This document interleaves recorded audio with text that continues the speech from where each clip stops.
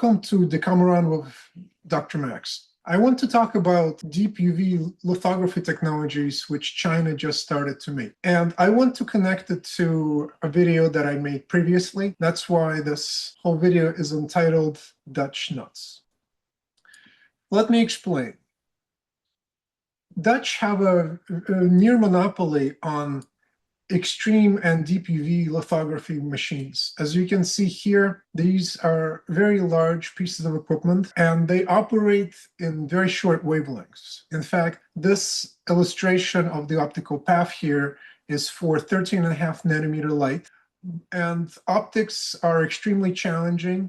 So there's a lot of polishing and gases. It needs to be atomically, flat and curved.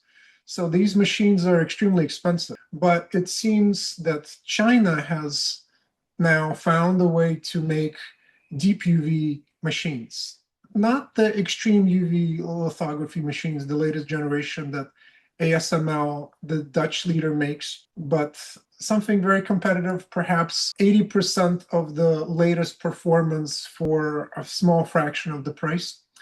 And I want to connect the upcoming loss of this technological monopoly to what I talked about in a recent video, just to explain the relevance of these points I was making with the Banda Islands, the Spice Islands, but also they were known as Nut Islands, because it was nutmeg that was known for its particularly high markup, as high as 32,000%. I mentioned how Dutch fought both the natives and the British for it, but ultimately a French pirate, you could say, because he stole the nuts, managed to squirrel away the nutmeg and planted it on other islands, and the monopoly was done.